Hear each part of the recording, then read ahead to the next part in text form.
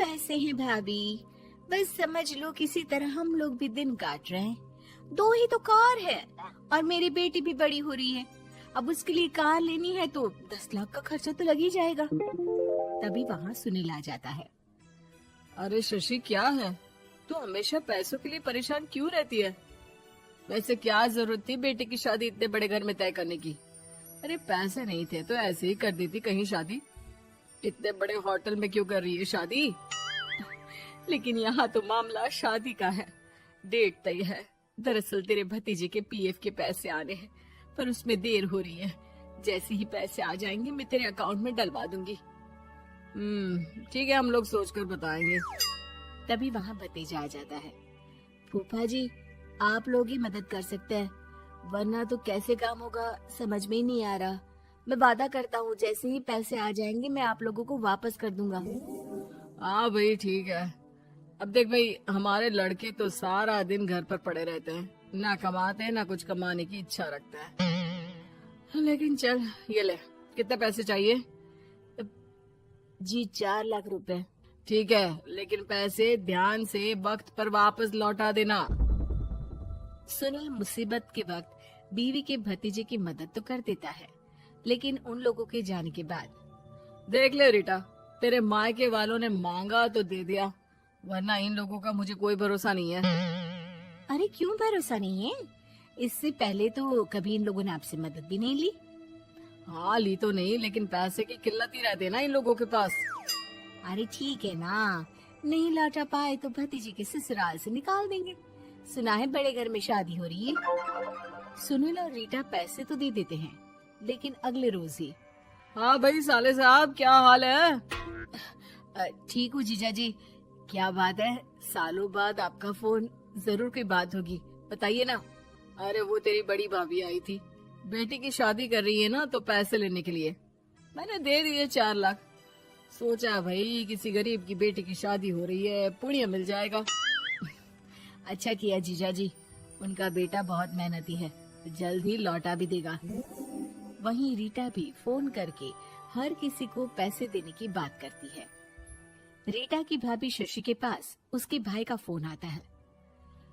तूने सुनील से पैसा लिए हैं क्या? नहीं भाई, सिर्फ बात की है, बोल तो रहा है कि दे देगा। वो लोग मदद करने वालों में से नहीं है, और मदद कर भी दे लेकिन समाज में गा गा कर हालत बुरी कर देते हैं। अब गाने दीजिए ना भाई, मैं क्या कर सकती हूँ, मेरे पास कोई ऑप्शन भी तो नहीं है। बेटी की अगले हफ्ते शादी जो है। शशि की बेटी की शादी हो जाती है, लेकिन शादी के 1 महीने बाद ही सुनील का फोन भतीजे के पास आता है। हाँ भाई, शादी तो हो गई हम लोगों की दुआ से। अब देख, ऐसा ही फायदा होता है पैसे वाले रिश्तेदार हो तो। तेरे वक्त पर हम कैसे खड़े हो गए थे, लेकिन अब पैसा लौटा दे भाई। जी मैंने पीएफ के लिए अप्लाई कर दिया था, उसकी नोटिफिकेशंस मैं आपको भी भेज देता हूँ। मुझे लगता है 10 दिन में पैसे आ जाना चाहिए। जैसे ही पैसा आएगा मैं आपके अकाउंट में डाल दूंगा। और ना जी ना, कोई नोटिफिकेशन नहीं चाहिए, पैसा चाहिए पैसा। अब ठीक है अंकल, बस 10 दिन का समय दे दीजिए। अभी हफ्ता भी पूरा नहीं होता कि भतीजी के पास उसके गांव के दूर के चाचा का फोन आता है। अरे बेटा क्या बात है, सुनील के कोई पैसे ले रखे हैं तो दे क्यों नहीं देता? हाँ चाचा जी, बात तो हुई थी, 10 दिन का वक्त मांगा है, उम्मीद है हो ही जाएगा। अरे फोन कर रहा है, रोज बता रहा था कि बेटी की शादी में मदद की थी।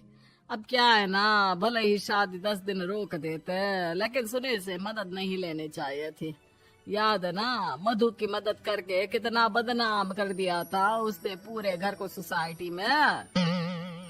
हाँ चाचा जी, मैं भी यही सोच रहा था कि उन लोगों से मदद नहीं लेनी चाहिए थी। कई लोगों के फोन आ चुके हैं। वहीं रीटा अपनी भाभी को फोन कर देती है। क्या है भाभी, कब पैसे लौटाओगी? पता है ना ये कितना बोल रहे थे, तुम्हारे बोलने पर मैंने पैसे दिए हैं। भाभी अब तो आपके बेटे की कार बेच दो और हम लोगों के पैसे दे दो। अरे लेकिन रीटा, बात तो 3 महीने की हुई थी ना, अभी तो 2 महीने भी नहीं हुए पैसा लिए, थोड़ा तो सब्र करो। नहीं नहीं भाभी, वैसे मेरा बेटा टिक्कू आ रहा है आप लोगों के घर रहने के लिए, उसको अच्छे से खिलाना पिलाना, समझी? भाभी को समझ में नहीं आता कि वो क्या करे। वो बेटे से बात करती है। अरे माँ, इन लोगों से मदद लेकर सच में बहुत बड़ी गलती कर दी। मुझे खुद समझ में नहीं आता कि कैसे इन लोगों के पैसे जल्द से जल्द दे दूं। तभी डोरबेल बजती है और रीटा का बेटा डिक्कू घर में आता है। आओ बेटा, मामी के घर पहली बार आए हो रहने? आप पापा बोल रहे थे कि आप लोग पैसे का ब्याज तो दे नहीं पाओगे, तो तब तक मैं यहीं रह लूं। और हाँ, मैं एसी के बिना नहीं सो पाता। आप लोग अपना देख लेना और पैसे जल्दी लौटा देना, क्योंकि मैं थोड़ा जल्दी जाना चाहता हूँ। रीटा का फोन शशि के पास आता है। भाभी, पैसे कब तक दोगे? बेटे की विदाई के बाद शशि के घर का माहौल बिल्कुल बदल जाता है।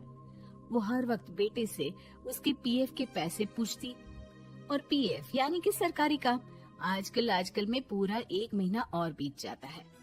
भाभी, मैं और ये अमेरिका जा रहे हैं। घूमने के लिए पैसों की बहुत जरूरत है।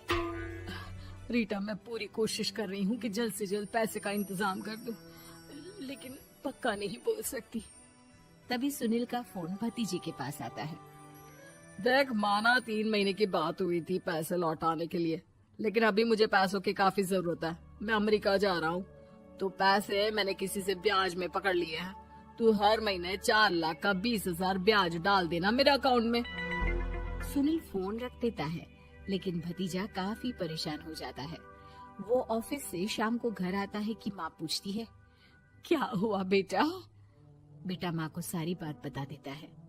माँ भगवान के सामने हाथ जोड़कर खड़ी हो जाती है और रोने लगती है कि तभी बेटे का मोबाइल पर मैसेज बजता है। माँ, पीएफ के पैसे आ गए। और वो ऑनलाइन ही सुनील के पैसे वापस कर देता है। भला हो भगवान का। लेकिन आज एक बात तो समझ में आ गई, मदद हमेशा उन लोगों से लो जो मदद के बदले आपसे मदद में दी गई रकम ही वापस लें, ना कि समाज में आपकी इज्जत।